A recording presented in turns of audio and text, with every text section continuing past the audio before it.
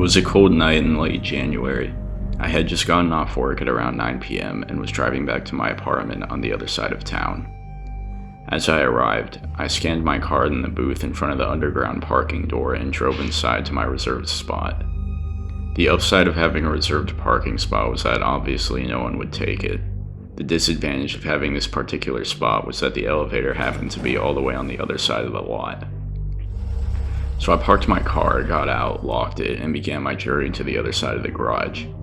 At night, the building turns half of the lights off down there, so it was really dark.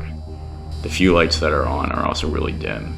The whole place was a ghost town, there was no one around. It was honestly kind of eerie and quiet, other than the faint hum of the lights. As I was walking, I started hearing this sound.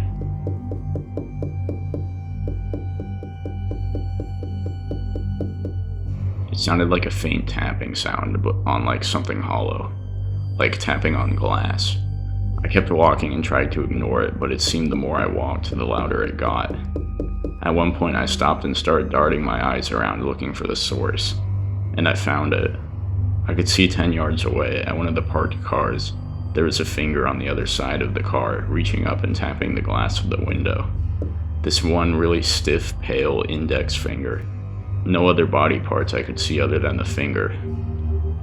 I tried to look underneath the car to see who was there, but another car parked next to it was blocking my view. I moved to the next row over to avoid walking past whoever that was and just kept walking. But not even 30 seconds later, I started hearing the tapping again.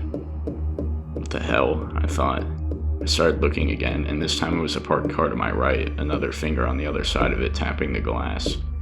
This car I could see under, and sure enough, I could make out someone kneeling down behind the car.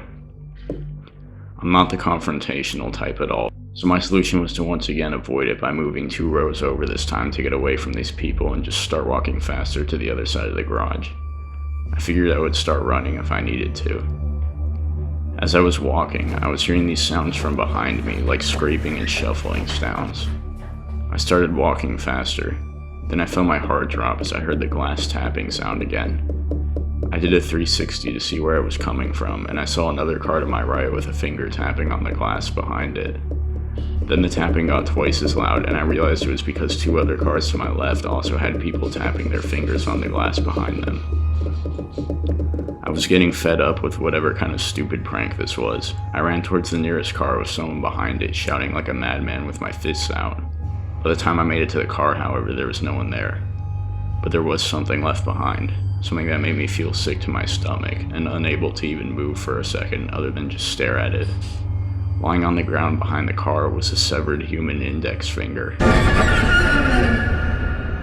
The same one that had been tapping on the glass. I heard the tapping sound again, this time from behind me, and I spun around to see another finger tapping on the glass of a car that was 3 cars away.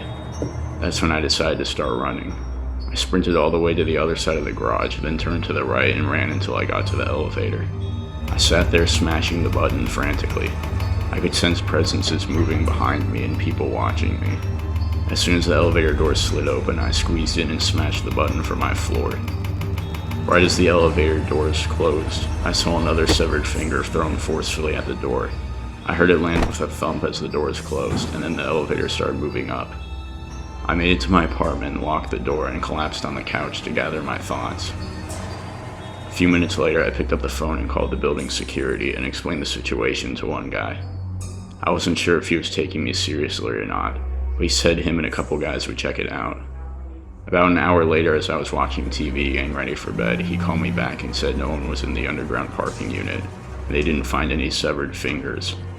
I thanked him and went to bed. By far the scariest thing that's ever happened to me. This was 3 years ago now, and I no longer live in that complex.